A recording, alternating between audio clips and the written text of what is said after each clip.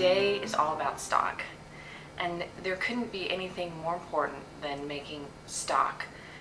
So we have some vinegar, any old plain old vinegar. I got this at Costco. You also need carrots. You're only going to need 1 or 2 carrots,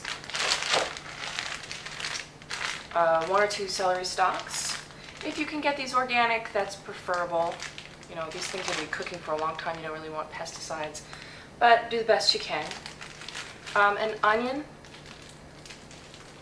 and I have here about 3 pounds of beef bones.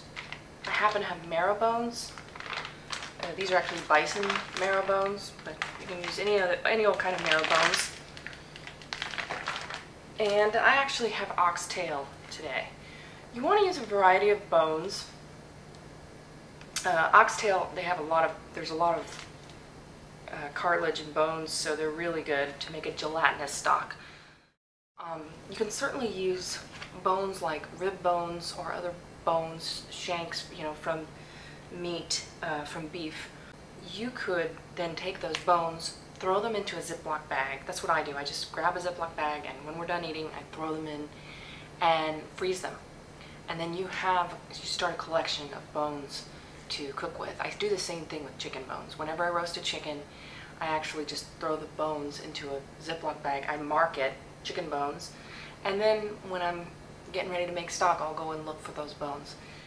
So let me show you how I do it. For 3 pounds of bones, beef bones, I'm going to use, about 2 or these are pretty small carrots, so I'm going to use 3, a couple stalks of celery, and about an onion. I wouldn't use red onions. I would use white onions or yellow onions, and try to get organic if you can. And I wouldn't use other things in your stock. I would definitely stick with onion, carrot, celery. Now, really all you have to do is maybe quarter this. The carrots, I just cut off the very ends, and I don't even bother peeling them. You can if you want. I don't. Celery, you can rinse it and just cut it up like this. Now we're going to add our vegetables.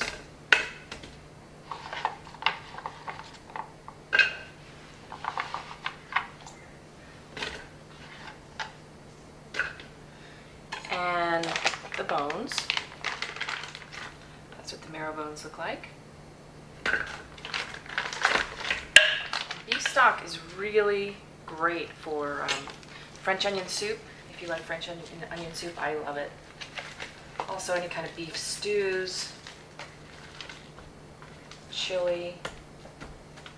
I wouldn't normally use this many marrow bones. I'd probably use, 1 package of marrow bones, oxtail, and then maybe some leftover beef ribs or something, but I didn't have any leftover, so that's why I'm doing it this way. All right. Next, we're going to add a 1/4 cup of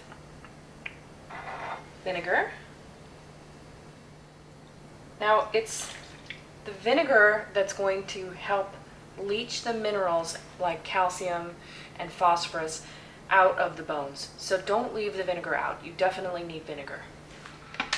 If you can't do vinegar for some reason, I think you can use some other acidic, like lemon juice or something. So you just need something acidic.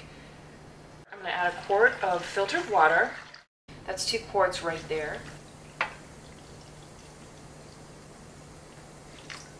You want to leave a little bit of room at the top because you don't want it to come up too high to the lid. Now I'm just going to put my lid on. What I like about this particular crock pot, I mentioned before that it is lead-free. Most of the crock pots on the market do have lead, so I recommend this one. It's Hamilton Beach. And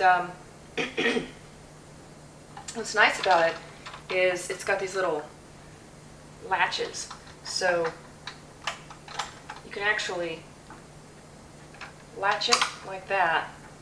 What's neat about this is when it is kind of bubbling, it's not going to bubble over. I've had that happen with other crock pots.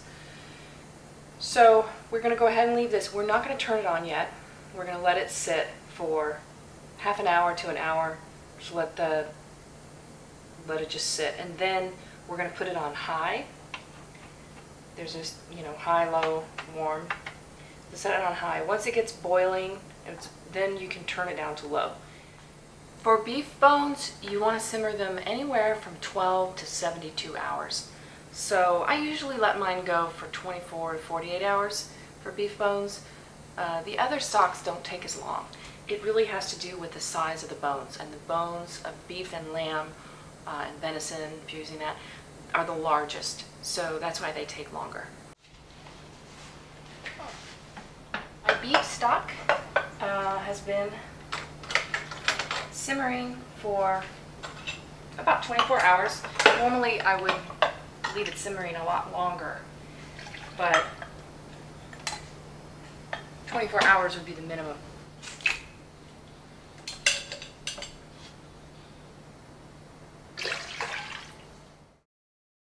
It's early morning here, so this little one just woke up. You need help, Mommy? Yeah. The beef stock is all in the bowl.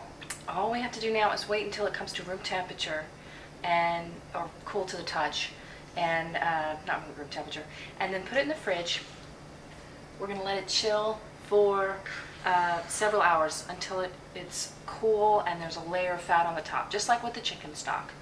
I do recommend covering this with some plastic wrap or something so nothing gets in it. And then I'll show you what to do next.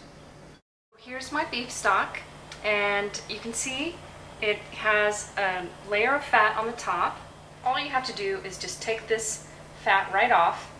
Now you can save this and you can render it and use it to fry with or cook with. This is beef fat that will work anywhere you'd use beef tallow. And it's a wonderful, wonderful fat to cook with, especially for frying. It is really gelatinous. It's like just a bowl of jelly, and that is exactly what you want. Isn't that nice? So this will just be wonderful for soups and stews, gravies, whatever you're making. So I'll freeze that just like that in the fridge, and that's all there is.